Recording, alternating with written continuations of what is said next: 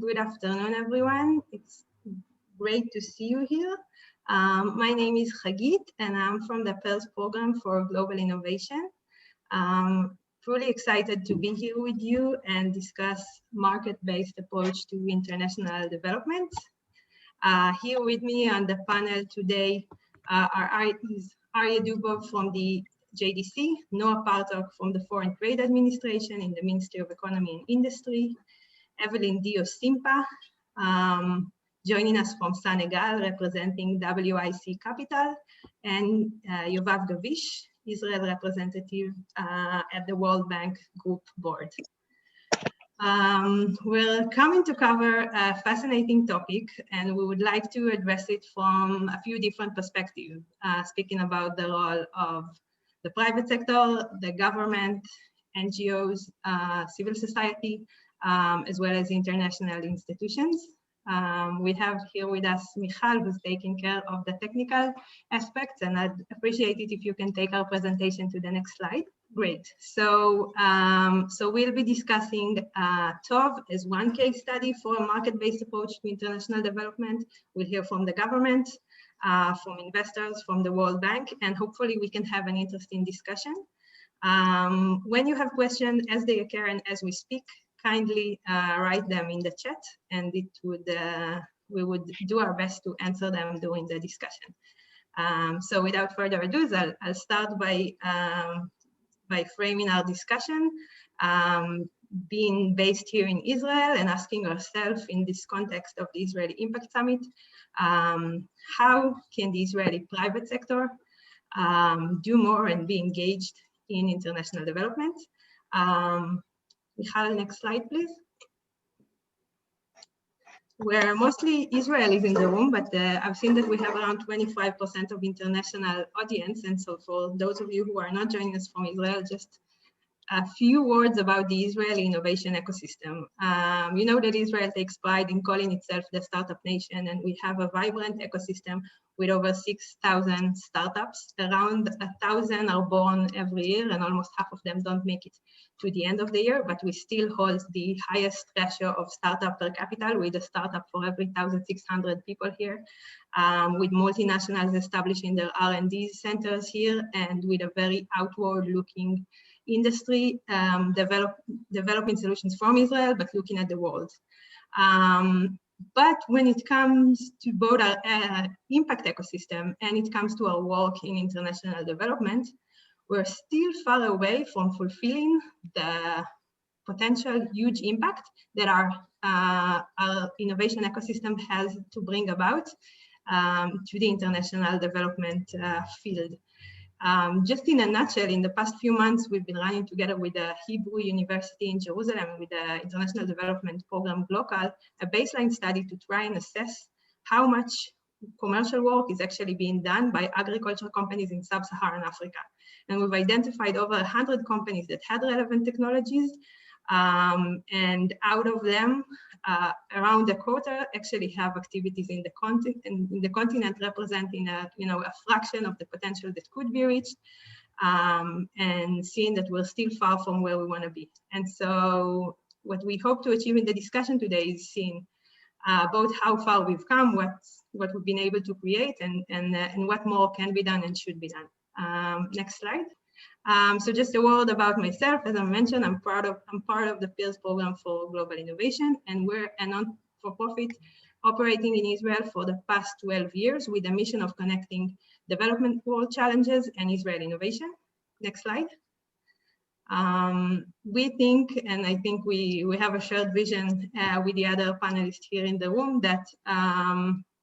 that we can do much more and increase Israel's contribution to international development through technology-based and financially sustainable solutions, which is what Israel is best in and what Israel can offer. And we believe that those solutions can hold a transformative power and improve people's lives all over the world.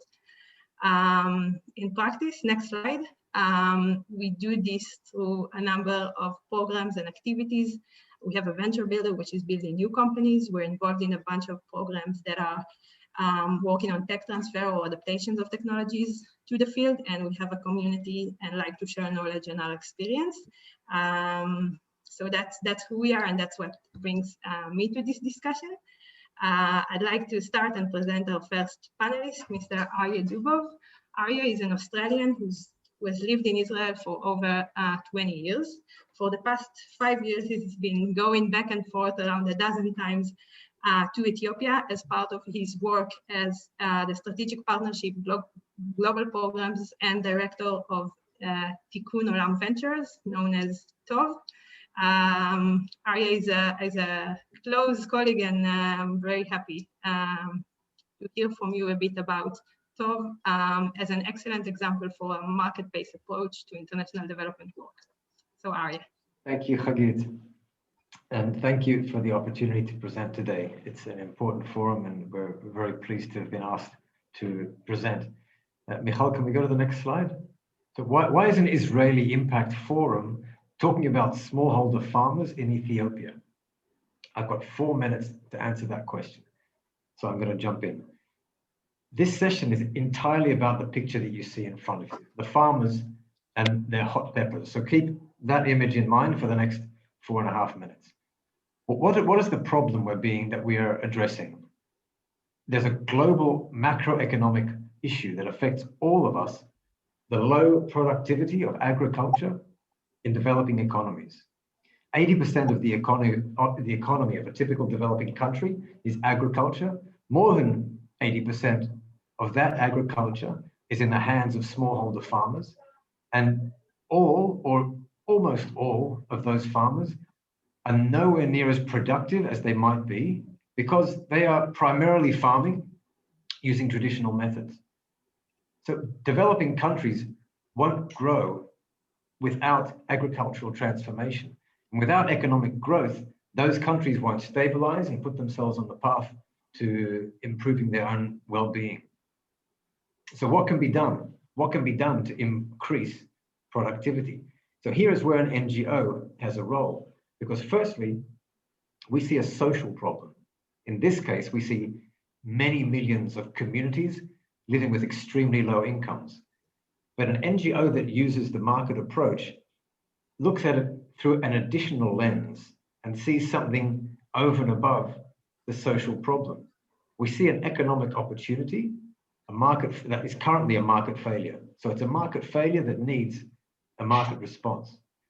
In this case, the market failure is that there is existing agricultural technology and know-how, such as here in Israel and in many countries, existing technology and know-how that is inaccessible to smallholder farmers, but for whom it could be transformational. That's the market failure. The market-based approach to international development sees that a solution to this kind of problem has the greatest chance of reaching scale and sustainability if market forces are part of the solution. And so the market-based approach is where an NGO incentivizes the private sector to be part of the solution. So what is the TOV approach? And Michal, can we go to the next slide? JDC is an Israeli Jewish NGO, and we ask ourselves, what is the role that we can play as a catalyst to begin to address this market failure? Why are farmers in this predicament? Why is the market failing these farmers? And the answer has at least 3 elements. The first is that the farmers don't have access to any significant finance. Secondly, the farmers don't have access to agricultural technology. Vendors aren't looking for them. And there's limited or no local knowledge about technological adaptation. And the third challenge is that smallholder farmers are literally everywhere. So the slide you see in front of you now shows the 3 pillars of TOV, how we looked at that market failure and generated a program response. And the first, or the middle pillar that you see there, is that TOV provides farmers with access to Israeli technology and Israeli know-how. We designed an ag-tech package that is transformational for smallholder farmers. It consists of drip irrigation and hybrid seeds. We created that package, made it available to farmers, and we also built the knowledge environment that is necessary, and we are building the knowledge environment that is necessary for farmers to adopt that technology. And we also bring the private sector actors together. We facilitate the transactions between the farmers and the ag tech companies. And in doing that, we start to incentivize the ag tech companies and we start to incentivize the farmers. Secondly, and that's the pillar you see on the left, we created a hybrid loan fund in partnership with an Ethiopian bank. And this is a designated loan fund, in our case in Ethiopia, which enables farmers to access finance on a scale that is much greater than is currently available to them on the market. And that amount of finance enables them to purchase the ag tech package that we're providing. So we're incentivizing the banks to participate by sharing the risk with them. We, as JDC, as TOV, we share the risk. And so we're looking to demonstrate to the banks that farmers who adopt technology, use it well, generate profits, are good customers. The third element of TOV is recognizing that smallholder farmers are weak market actors. They have to take prices that the market dictates to them. So we're looking for ways, and we've started ways of aggregating through contracts so that local purchasers are prepared to commit to fair prices or even good prices for farmers. So it reduces the farmers' exposure to market fluctuations. It strengthens them. TOV is currently in Ethiopia. Our first country is in Ethiopia. We are now 3 years in to the program. The program's growing, and as the farmers are growing peppers and tomatoes and onions and cabbages, their yields are going up, their incomes are going up, and more farmers are queuing up to participate in the program. We don't need to market the program anymore in the communities that we operate because the program is starting to market itself. The farmers see that it's worth adopting technology, it's worth taking the risk. My last word is that TOV is a hybrid initiative. It's funded by government, the Israeli government, it's funded by philanthropy, and through our banking partner, through the private sector. Each source of funds provides its own strengths and it enables us to reach a certain scale. But TOV benefits considerably, and this is important for this forum, from the strategic point of support of the government of Israel. In this case, through the Ministry of Economy and Industry. The fact that TOV is supported by the Israeli government multiplies our ability to position ourselves well, and on a practical level, it helps us solve very real problems, of which there are very many. Thanks, Hagit. Thank you very much, Arieh, and thank you for taking us directly to the involvement of the government in TOV. And with that, I'd like to present our next speaker, Noah Partuk, who's the manager at the India, Africa, and Middle East Department in the Foreign Trade Administration in the Ministry of Economy and Industry.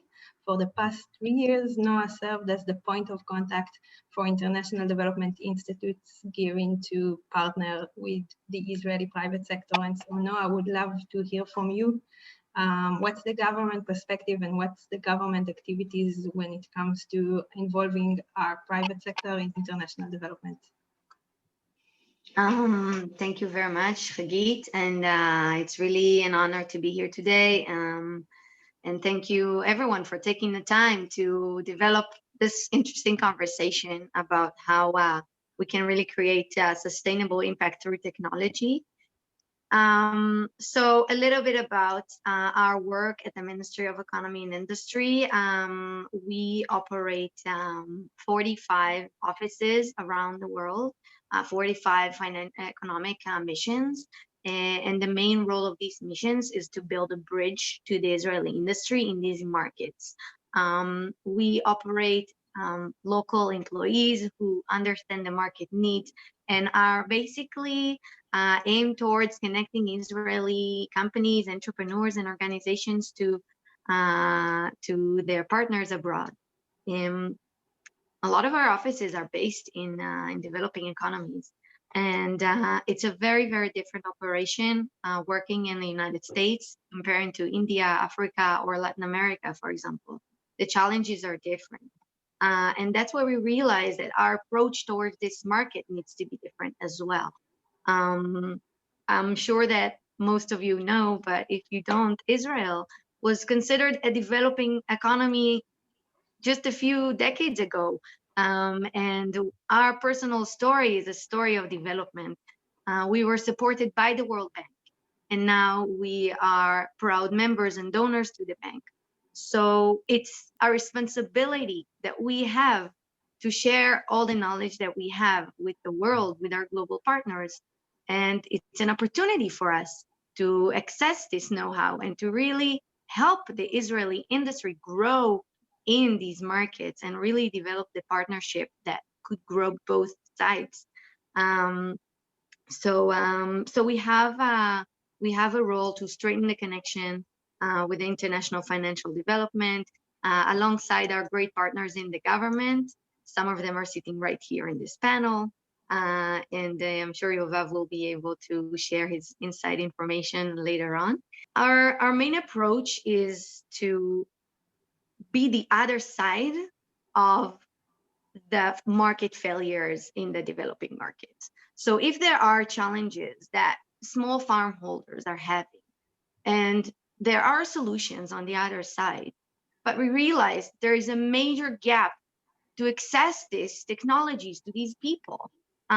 It's not enough to just bring the drips or bring the technologies. It's a much, much more complex process that really demands deep and commitment from all the sides, not just the receiving side. So our main role is to build this platform that really enables these solutions and these know-how to reach the final client, the small farm holder who has 1 acre farm and could really grow his own private home with this technology. And as a general, we can really enrich other countries with great solutions that the Israeli industry has to offer.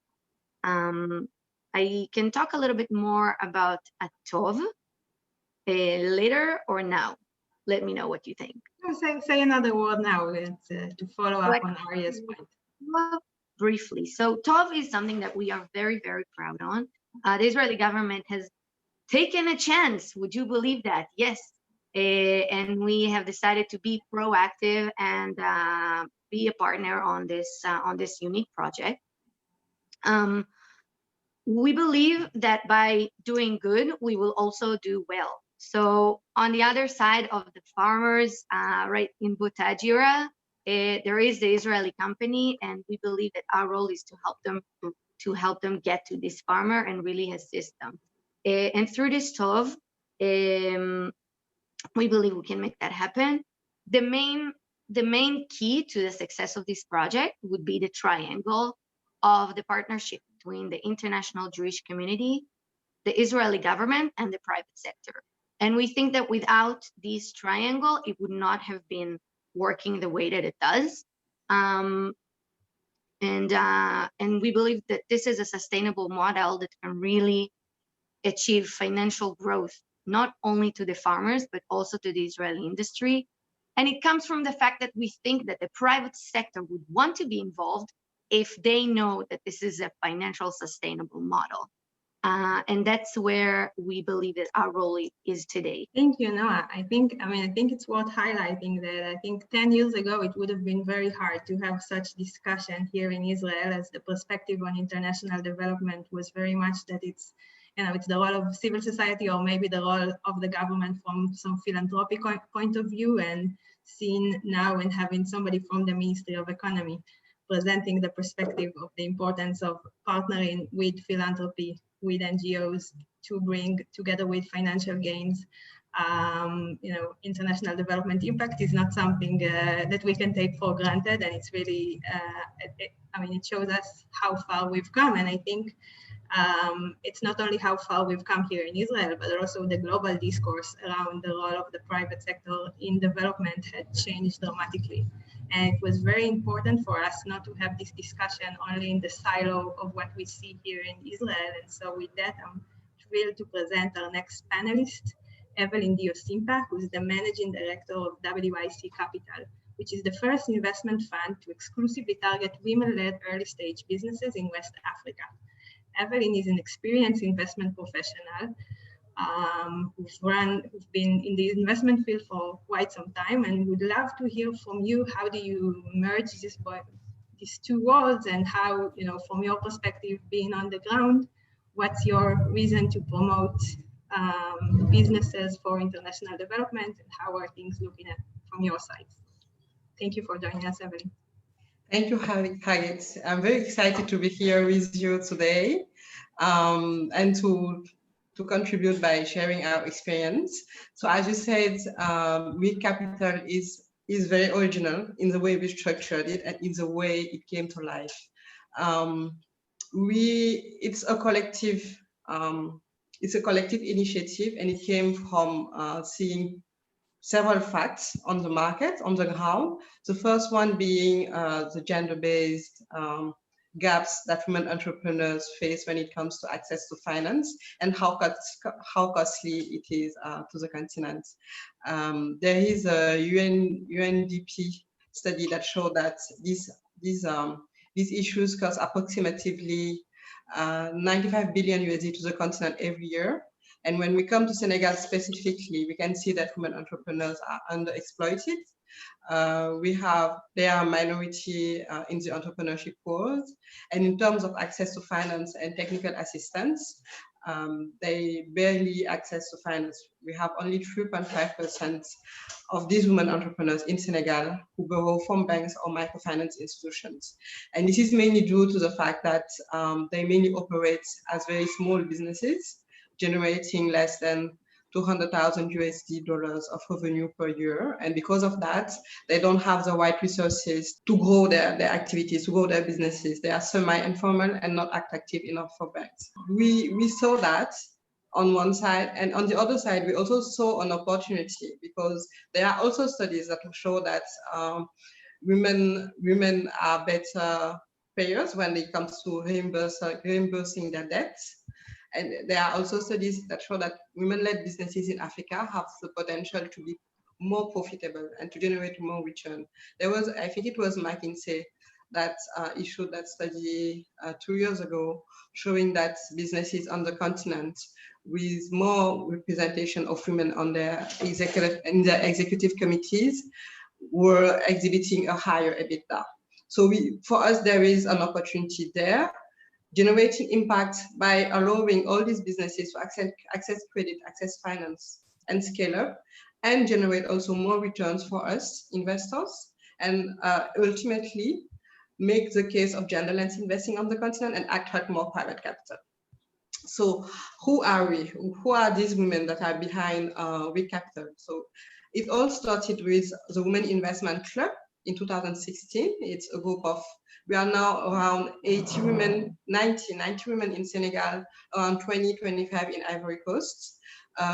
We put up our savings and our expertise together to set up this first fund, Wic Capital, and also a dedicated technical assistance facility, because when we talk about investing in women-led businesses, we know that we will need, beside capital, we will need to bring also lots of business supports. So we set up Wic Capital in 2019, Wic Academy in 2020. We are catalyzing a lot of capital from the private sector, but also from donors. We were able to start with the first grant from USAID, which we completed with our own investments, and also with investment from angels on the market that are investing on a deal-by-deal cases, on a deal-by-deal base in our different investments. So the investment strategy of Wic Capital is to target early-stage women-led businesses, but really women-led. We really focus on that because it's about, for us, it's about bridging the gaps and making sure that women are contributed to their full extent to the economy. And we are sector agnostic, so we target a wide range of businesses. We know that, of course, for them to grow, they will have to be tech-enabled. We are in 2020, 2021. And we look at impact. For us, impact is being able to have a sustainable effect on one's industry, on the country itself. And we look particularly at businesses that will be able, with our investment, to develop their value chains, because they are using local products and making them access global markets. Of course, job creation is key for us. We would not, for example, invest in a business that is only employing like 5 to 10 people.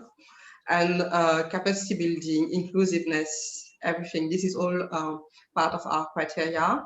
And one that is key, of course, is profitability, because if the businesses investing are not profitable, we won't be able to bring capital to other companies. And it's about having a large impact in Senegal and Côte d'Ivoire as much as possible, while being able to distribute returns to our investors. So our investors, as I said, they are from the private sector, from the public one, and also we are targeting DFIs in our fundraising efforts.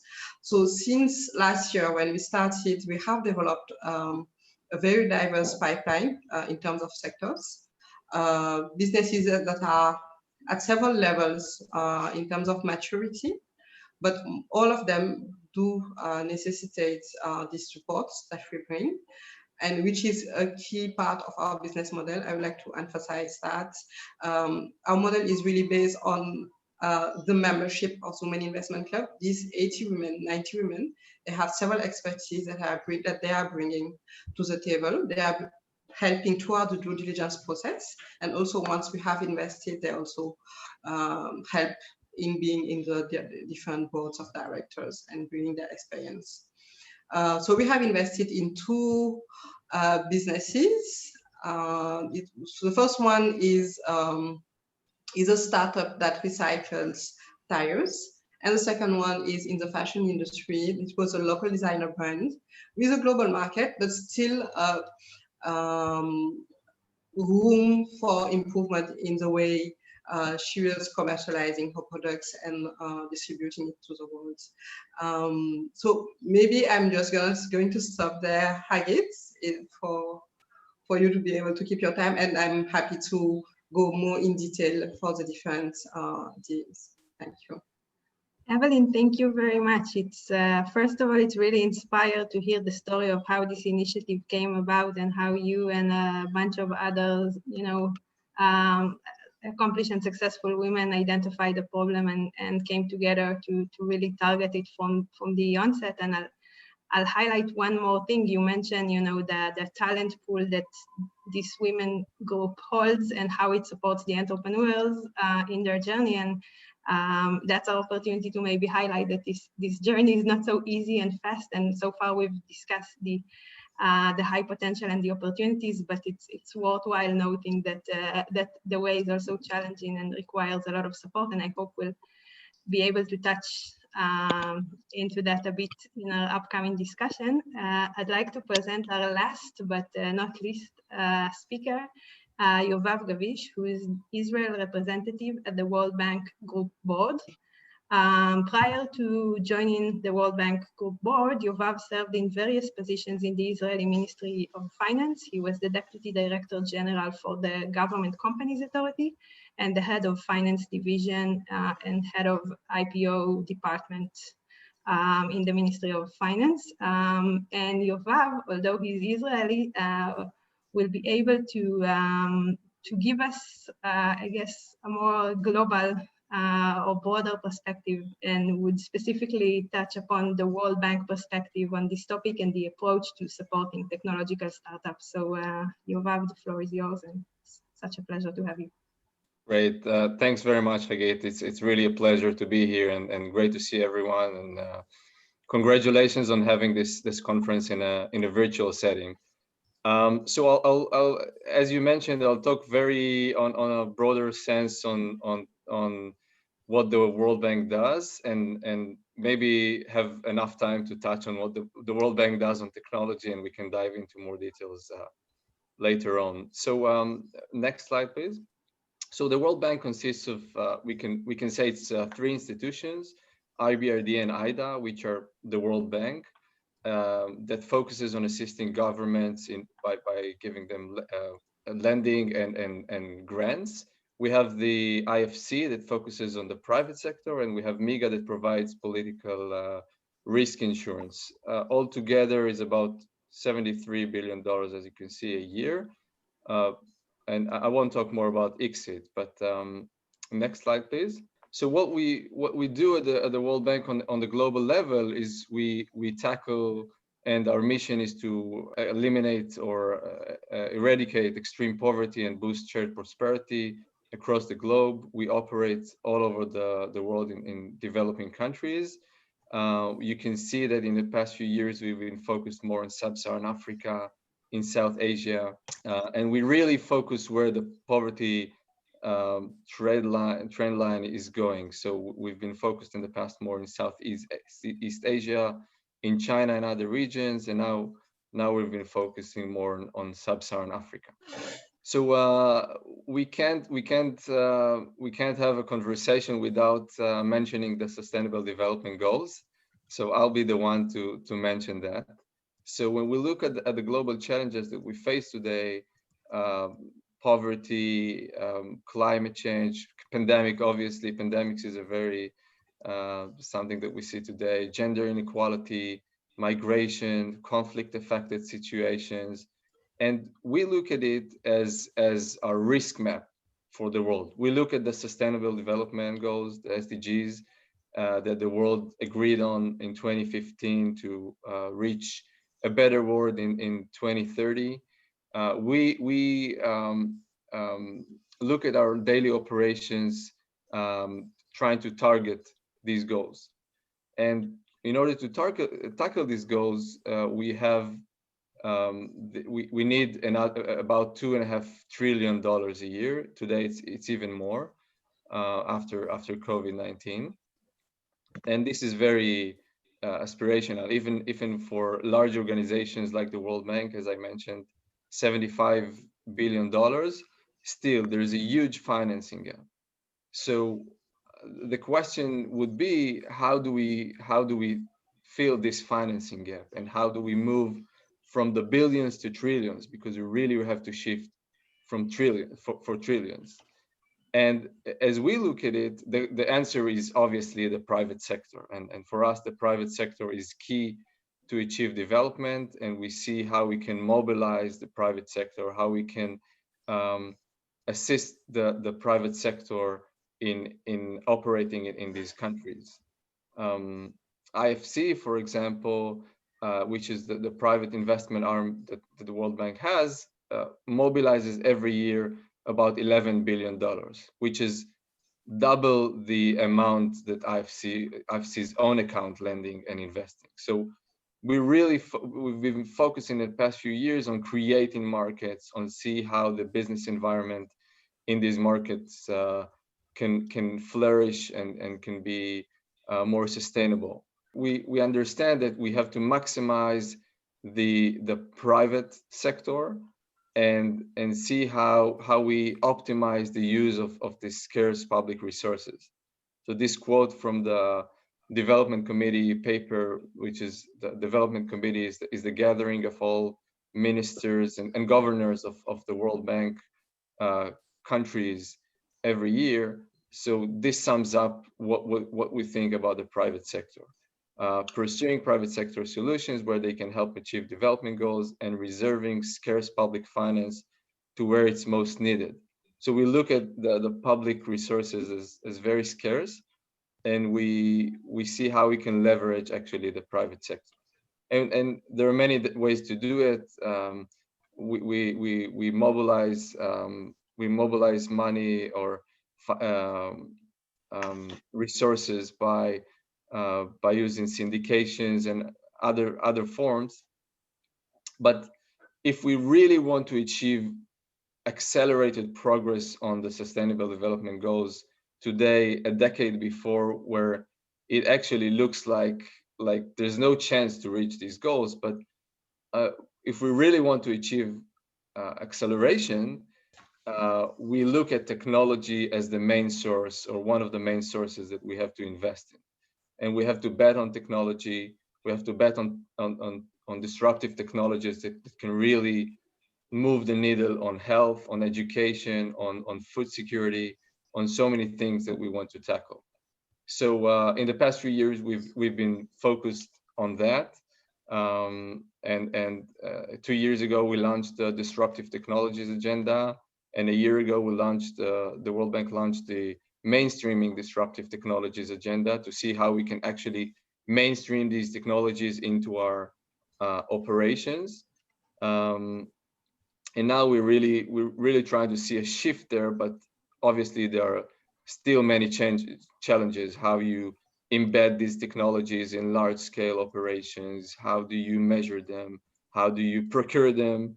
So many things that we have to look at, but we definitely bet on technology. I can give you one example. You know, when you look at on access to finance, for example, in sub-Saharan Africa, in maybe contrary to many other places, in many other places, it took years for people to get access to finance or broadband infrastructure. It takes years to lay this infrastructure. But these disruptive technologies, disruptive financial technologies, for example, you can take M-Pesa in Kenya, which is a very strong case of how 80% of the population in Kenya achieved financial access in only 4 years. So this is something huge that we look at also in agriculture, in education, as I mentioned, in various other things. Yoval, so, can I follow up on this and ask, you know, sure. combining your experience and the work in the World Bank with the perspective that we have here in Israel, maybe you could share some of the challenges that you see that innovative, disruptive startups are facing in international development, and how does the World Bank help to address them? Sure. Yes, that's a great question, actually. We can address it from the Israeli technology companies that are trying to work in developing countries, and also from local companies, local startup companies. But I'll obviously refer to the Israeli companies that work in developing countries. But I think that it's connected, because international companies today understand that they cannot operate in these settings without having a local presence or partner with a local partner. So most of the challenges I see them connected. So yeah, there are many challenges. Arieh actually talked about a few of them, and it's actually what we see. Access to finance is a big issue that we see. We see infrastructure. So in many developing countries, you don't have. In sub-Saharan Africa, for example, only a third of the population is connected to broadband internet. So that's a huge impediment for using and developing technology. That's a huge thing. Regulation in many of these countries, and legislation, things like data privacy, IP ownership. So if you're a startup that wants to operate in these countries, you want to make sure that how your data is managed, how your IP is registered, etc. Skills, Arieh mentioned skills, which I think is also something that we focus on. Education and skills, both for developing technologies and using these technologies. So you have to train people.